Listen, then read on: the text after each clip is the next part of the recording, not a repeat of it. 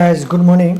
आज हम बात करेंगे average life time. Average life time को ही बोलते हैं मीन लाइफ पीरियड भी बोलते हैं। ठीक है, अब एवरेज का मतलब जानते हैं 1 + 2 + 3 and that is equal to 3, यानी कि जितने नंबर होते हैं उसको डिवाइडेड बाई 3 कर दे, इसी को तो एवरेज बोलते हैं।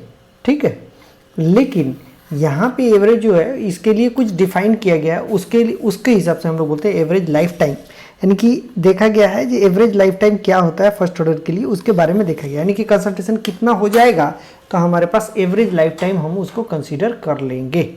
ठीक है, तो अब देखिए क्या लिखा हुआ, time is taken when concentration of reactant become 1/e time, यानी कि 1/e टाइम किसका, क्या लिखा हुआ, कंसंट्रेशन ऑफ रिएक्टेंट, यानी कि C0 कंसंट्रेशन था इंटू 1/E0, यानी कि C0/E। अगर ये कंसंट्रेशन हो जाएगा, इतने कंसंट्रेशन पहुंचने में जो टाइम लगता है that is called the average life time, या और करके लिखा है 0.37 टाइम ऑफ द किसका, C0 का। यानी कि जो हम क्या बात करें 0.37 इंटू C0, इतना तक पहुंचने के लिए, यानी कि इस इनडायरेक्टली इसको क्या बोल सकते हैं, दीज आर कॉल्ड सिटी।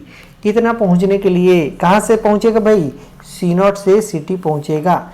तो या इस पोजीशन पे पहुंचने के लिए जो टाइम लगेगा उसको हम क्या बोलते हैं, that is called the average life time, या इसी को बोलते हैं क्या, मीन लाइफ पीरियड भी बोलते हैं। अब ये लिखा हुआ इनिशियल कंसंट्रेशन भी लिखा हुआ भाई, इनिशियल कंसंट्रेशन। ठीक है, तो मैं क्या कर रहा हूँ, जो टी को एवरेज जो टाइम है उसी को मैंने टी मान लेता हूँ। तो यहाँ पे देखिए सी टी के लिए क्वेश्चन में यही बोला है, ये बोला है ना, और हम पढ़ के रहे हैं दीजिए द फर्स्ट ऑर्डर रिएक्शन, तो हम ये भी जानते हैं सी टी इक्वल टू क्या होता है, C0 इंटू ई के पावर माइनस के टी, ये जानते हैं पहले से। तो यहाँ पे हमने क्या किया, सी टी इक्वल टू बोला इतना, और इक्वल टू मैं इतना कर देता हूँ, क्योंकि ये अरे भैया मेरे सी टी इक्वल टू C0/E होना चाहिए, और C T equal to first order के केस में C0 इंटू ई के पावर माइनस के टी होना चाहिए। अगर ये दोनों बराबर थे, सी टी घटा देंगे, दिस इक्वल टू दिस नहीं हो जाएगा, हो जाएगा, यानी कि दिस इक्वल टू दिस। अब इसी का ये जो टाइम मिलेगा that is equal to T average हो जाएगा, क्योंकि जो हमने इक्वेट कर दिया इतनी कॉन्सेंट्रेशन अगर सिटी पहुंच जाएगा तो जो टाइम लगेगा उसी को बोलते हैं टी एवरेज। ठीक है, ठीक है, तो यहाँ पे देखिए इसको ऊपर में लेके जब जाइएगा तो ये माइनस हो जाएगा, ये माइनस ई के पावर माइनस हो जाएगा, और दिस इक्वल टू क्या हो जाएगा, C0 इन डॉट ई के पावर माइनस के टी हो जाएगा। अब देखिए ये जो C0 है खत्म, ई के पावर -1 ई के पावर, यानी कि -1 equal to minus K T कर दें, माइनस माइनस खत्म, इक्वल टू क्या हो जाएगा भाई, K T equal to 1, yes sir no बोलो। तो टी एवरेज इक्वल टू, चूंकि यही टी क्या था, एवरेज था, मैंने बोला था ये टी को हम क्या बोलते हैं, टी एवरेज बोलते हैं। यहाँ पे लिख दिया मैंने जो T equal to T average, इस केस में जो आएगा तो टी एवरेज इक्वल टू क्या हो जाएगा 1/k, यस सर नो। इसका मतलब कि किसी भी फर्स्ट ऑर्डर रिएक्शन के लिए अगर देता है k का वैल्यू देगा तो 1/k कर दीजिएगा, that is called the T average हो जाएगा। बस इतना सिंपल है, so easy, yes sir no, yes. यानी कि जे आपको ये क्या लिखना है, टी एवरेज लिखना है, यहाँ पे लिख दिया है टी एवरेज लिख दिया है, T average equal to 1/k हो जाएगा, राइट राइट। आइए नेक्स्ट, अब देखिए टी एवरेज बराबर 1/k आपने पढ़ लिया, और टी हाफ लाइफ टाइम का भी फॉर्मूला जानते हैं, किसका, फर्स्ट ऑर्डर का, ln 2/k, and that is equal to ln 2 बराबर 0693 divided by k, yes sir no बोलो, यस। अब देखिए हमारे पास क्या चीज पता है, half life time equal to पता है half life time equal to पता है 0.693/k, ये पता है मुझे, वी नो दैट, इसको जानते हैं हम लोग। दूसरा क्या बात कर रहे हैं, ये पता हो गया, ये पता हो गया, इन दोनों के इक्वेशन को रिलेट करो, इन दोनों इक्वेशन को रिलेट करो। पहले तो ये क्वेश्चन बता दीजिए जिसमें से कौन बड़ा है कौन छोटा है, 1/k बड़ा है या 0.693 बड़ा है। ए भैया ये k दोनों में तो सेम ही डिवाइड कर रहा है, तो ऊपर में जो बड़ा होगा वो होगा, ये 1 बड़ा है तो ये बड़ा है, यानी कि ये क्या होता है, टी एवरेज बड़ा है, टी एवरेज बड़ा है, टी हाफ लाइफ टाइम से टी एवरेज बड़ा है, राइट राइट।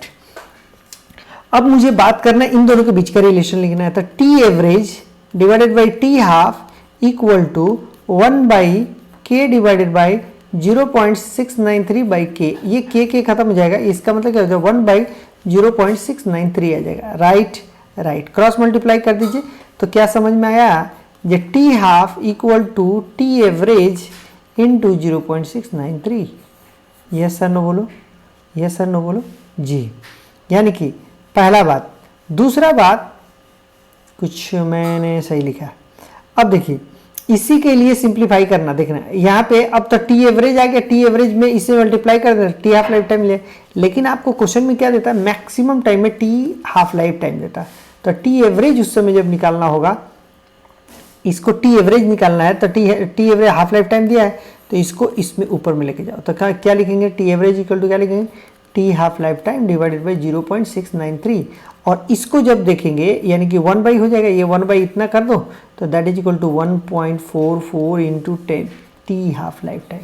तो हमको क्या समझ में आया, ये T average equal to 1.44 into T half life time.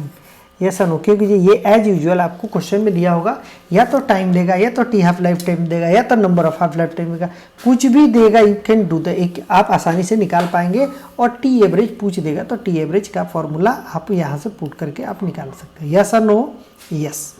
अब क्वेश्चन ये देखिए, अगर ए से बी जा रहा है, के का वैल्यू दे दिया और यहाँ पे दे दिया तो फर्स्ट ऑर्डर है, ये रिएक्शन का रेट लॉ एक्सप्रेशन भी दे दिया। If concentration of A equal to इतना दिया हुआ, calculate the concentration of A after 28.8 second. Question ये बोलता है, आपको यहाँ पे कुछ पूछा है जी, क्या है क्या नहीं है इसके बारे में, अगर आपको कुछ आइडिया है जी कैसे करेंगे इसके लिए, आप इसको कैसे निकालेंगे। तो पहली बात जे, अगर आप ऐसे निकालते हैं, फर्स्ट ऑर्डर रिएक्शन है, आपके पास के का वैल्यू दिया हुआ है, ए का वैल्यू दिया हुआ है, तो आप क्या कर सकते हैं, एक छोटा सा काम कर सकते हैं, क्या, K equal to 2.303 by T log 10 C naught by C T कर सकते हैं। ये सी नॉट का वैल्यू दिया हुआ है 0 पॉइंट इतना, ये दिया हुआ है, ये सी टी का वैल्यू आपको निकालना है, ठीक है। और ये टाइम दिया हुआ है that is equal to 28 point इतना, और के का वैल्यू यहाँ से दिया हुआ है, ये के का वैल्यू यहाँ से दिया हुआ है। इसका मतलब सारे वैल्यू दिए हुए हैं, आपको सी टी का वैल्यू निकाल लेंगे तो आसानी से निकल जाएगा। अब कहेंगे जी सर ये ई का एक्सप्रेशन में कैसे आएगा, तो आप देख लेना, ई का एक्सप्रेशन में ऑटोमेटिक आ जाएगा। आप देखना, इसको कैलकुलेट करके देखिएगा तो ई के एक्सप्रेशन में आ जाएगा। इसके लिए आप एक्सपोनेंशियल टर्म में देखो ना, ये ई के एक्सप्रेशन में आ जाएगा, ठीक है, ठीक है। ऐसे भी 1 बाई ई के लिए बात करें तो ये कितने के बराबर होता है, 0.37 के बराबर होता है। हमने दिखाया था अभी थोड़ी देर पहले, जो 1 बाई ई इक्वल टू 0.37 के बराबर होता है, तो यहाँ पे 0.37 आएगा, तो इसके लिए 1 बाई ई ले लेना है, ऐसे आ जाएगा। वो बिल्कुल सिंपल केस है, सी टी का वैल्यू आ जाएगा तो आपको पता चल जाएगा, ठीक है। चलो नेक्स्ट बात करते हैं, ये तो हुआ थोड़ा सा टफ कैलकुलेशन, इसमें थोड़ा सा टफ आ जाएगा, लेकिन एक फॉर्मूला ये भी तो जानते हैं आप, क्या जानते हैं भाई, टी एवरेज है equal to 1.44 into T half, जानते हैं, वी नो दैट, ये तो आप जानते हैं। तो आपके पास टी हाफ अगर काम बन जाए तो टी एवरेज पता चल जाएगा। यानी कि पूछा क्या है इस क्वेश्चन में, आफ्टर, यानी कि टाइम के बाद आपके पास कुछ भी ये चीज़ें बातें नहीं पूछी है कि हमारे पास एवरेज लाइफ टाइम क्या है कि क्या नहीं है, आपको इसके टर्म में आंसर दिया हुआ है, ई के टर्म में आंसर दिया हुआ है। तो क्वेश्चन के ई के टर्म में आंसर दिया हुआ, तो इसके लिए कैसे करेंगे, क्या करेंगे, तो यहाँ देखते हैं। इस फॉर्मूला से भी हम निकाल सकते हैं। हमारे पास टी हाफ लाइफ टाइम क्या निकाल पाएंगे आप, टी हाफ लाइफ टाइम निकालने के लिए मेरे पास के चाहिए, बस उतना ही चाहिए। तो के इक्वल टू क्या होता है भाई, ln2 बाई टी, या यूँ कहें ये टी हाफ लाइफ टाइम, ऐसे कर दो आप कंफ्यूज कर जाओगे, ln2 बाई के, ऐसे जानते हैं। ln2 बराबर कितना होता है 0.693 divided by K equal to 0.0693 and that is equal to 10 second. आपको ये पता हो गया, 10 सेकेंड पता चल गया। जब 10 सेकेंड आपको पता चल गया टी हाफ लाइफ टाइम, तो आपके पास क्या मिल गया, टी एवरेज बराबर क्या होता है 1.44 into 10 and that is equal to 14.4 second. ये क्या मिला मुझे, एवरेज, और एवरेज टाइम मिला। तो ये कहाँ तक पहुँचा होगा, सी नोट बाई ई तक पहुँचा होगा, तो इतना टाइम मिला होगा। यही तो आपने सीखा ना, यस और नो बोलो जी। अब एक चीज़ देखिएगा, हमने क्या देखा था, अभी थोड़ी देर पहले भी बताया था मैं, टाइम कितना दिया था भाई, टाइम कितना दिया 28.8 सेकेंड दिया है ना, और आपके पास हाफ लाइफ टाइम कितना है 28.8 सेकेंड, क्या है ये टाइम दिया हुआ है। तो मुझे यहाँ से, अच्छा यहाँ पे एक टी इक्वल टू, एक वेट, टी इक्वल टू दिया हुआ 28, क्या इस टी को हमने, हमारे पास ये है, ये दिया हुआ है, ये दिया हुआ है, ये टी एवरेज बराबर इतना दिया हुआ है, टी एवरेज बराबर मतलब 14.4 सेकेंड।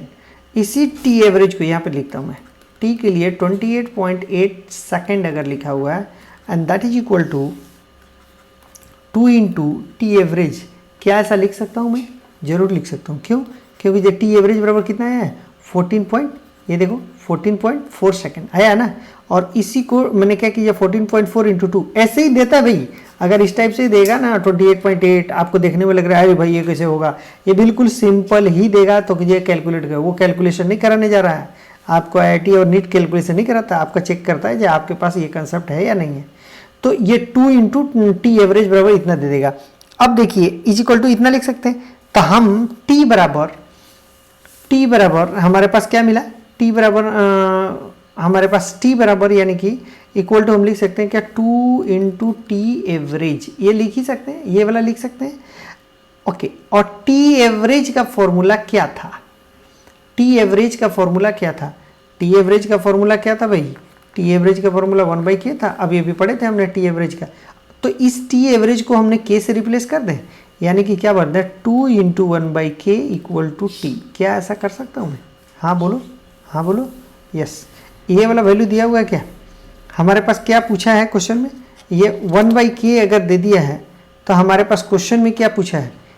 ओके, इसके टर्म में पूछा है। तो हमारे पास t के लिए रिप्लेस तो कर दिए 2/k इक्वल टू टी से। ठीक है, कौन सा टाइम? Total time. अब आपके पास ई के फॉर्म में है, तो ई के फॉर्म में फॉर्मूला आपके पास बहुत सारा है। आपके पास अगर बात करता है टी इक्वल टू क्या होता है 2.303 डिवाइडेड बाई के कर देते हैं लॉग और C0/CT कर देते, ऐसा भी कर सकते थे। लेकिन एक और फॉर्मूला भी है आपके पास, CT इक्वल टू क्या होता है C0 इंटू ई के पावर माइनस KT। अब इससे कुछ पता चल रहा है जी भाई, इसमें अगर हम रख दें इसको, इस टाइम को, तो काम बन जाए। तो अब देखिए ये टाइम ही तो है 28.8, इसी को मैंने 2/k से रिप्लेस कर, देखो इधर 2/k है, यहाँ 2/k रख दो, यहाँ पे 2/k रखते हैं। तो ये देखो ये k और ये कट जाएगा, तो इसका मतलब क्या e के पावर 2 हो जाएगा। यानी कि फाइनली CT इक्वल टू क्या हो जाएगा C0 इंटू ई के पावर -2। ये दिख रहा है क्या? यस और नो बोलो, यस और नो बोलो, यस। अब इसी को नीचे में ले गए तो CT equal to C0 into e के पावर 2 कैसे कर दूँ? और ये C0 का वैल्यू कितना दिया भाई? 0.1 दिया हुआ है। किधर दिया? ये देखो इधर दिया हुआ 0.1, तो 0.1 this is the correct answer. तो हमको ये देखना पड़ेगा कि हमको कौन सा एक्सप्रेशन लगाना है, कौन सा फॉर्मूला का इस्तेमाल करना है। ऐसा नहीं जो कोई भी उधर फॉर्मूला लगा देंगे। ये 2, 3, 4 टाइप का डिफरेंट टाइप का फॉर्मूला आपको जब डिराइव करके दे रहा हूँ, इसका मतलब ये है ये डिफरेंट टाइप का क्वेश्चन पूछता है, तो हमको ये ध्यान रखना पड़ेगा एप्लीकेबल कौन सा फॉर्मूला अप्लाई होगा। ये देख लो, यहाँ पे तो पहली बात है k इक्वल टू इतना दिया हुआ, दिस इक्वल टू इतना दिया हुआ, तो यहाँ CT का वैल्यू निकाल लीजिए, आपका काम बन जाएगा। ठीक है, और आपको एक चीज़ बता 1/e इक्वल टू 3 पॉइंट इतना होता है। अब इसके लिए जैसे ये आएगा, इसका कोई ना कोई मल्टीप्लाई आएगा, आप आसानी से कर पाएंगे। लेकिन ये फिर भी ये थोड़ा सा कॉम्प्लिकेटेड है, लिटिल बिट कॉम्प्लिकेटेड। तो हमको क्या करना पड़ेगा भाई? तो हम क्या कर दें, हमारे पास एक तो कंसेप्ट ये पता ही है टी एवरेज बराबर टी हाफ लाइफ टाइम, इस एवरेज, और एक और पता है टी एवरेज बराबर क्या होता है 1/k होता है। इसका मतलब क्या हुआ, जो इसको डायरेक्ट भी अगर हम कर देते हैं, यानी कि जहाँ पे टी हाफ लाइफ टाइम के लिए यहाँ पे क्या कर देते 1/k कर दे, और यहाँ पे क्या कर देते 10 का, तो हमको निकालना क्या रहता है? तो हमारे पास कुछ ये नहीं होगा ना। हमको क्या करना पड़ेगा, ये CT equal to C0 into e के पावर माइनस KT।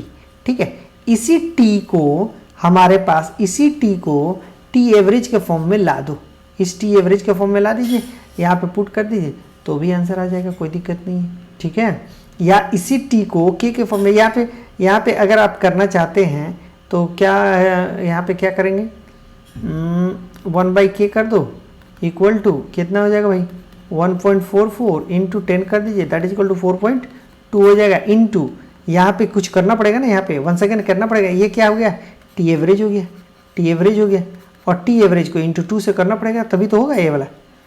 ठीक है, तो यहाँ पे देखो, खैर यहाँ पे टी हाफ के लिए निकालें। यहाँ पे ये के का वैल्यू आपने जानते हैं, के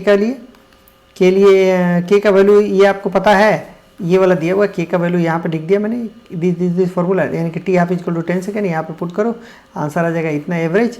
और यहाँ पे टी इक्वल टू इतना टाइम दिया हुआ है, इस टाइम को क्या हम लिख सकते हैं, क्योंकि जो हमारे पास क्या है 28.8 है, और हमारे पास टी एवरेज कितना है 14.4 है। इसका मतलब इसमें 2 से मल्टीप्लाई करें, काम बन जाएगा। तो 2 इंटू टी एवरेज कर दो, और टी एवरेज बराबर 1/k हम जानते हैं। तो हमारे पास क्या बोला, टी को हमने रिप्लेस कर दिया 2 इंटू 1/k से रिप्लेस कर दिया। हमारे पास k पता है, यहाँ पे पुट कर दो, k पता है तो क्या हो जाएगा k इंटू 2/k कर दे, k खत्म हो जाएगा, इसलिए आपके पास आंसर आ जाएगा क्या e⁻²। ओवरऑल मिला करके क्या हो जाएगा भाई ct equal to e⁻c0 into e⁻², और ये नीचे चला जाएगा, अगर नीचे ये नीचे लेके जाइएगा तो ये +2 में हो जाएगा।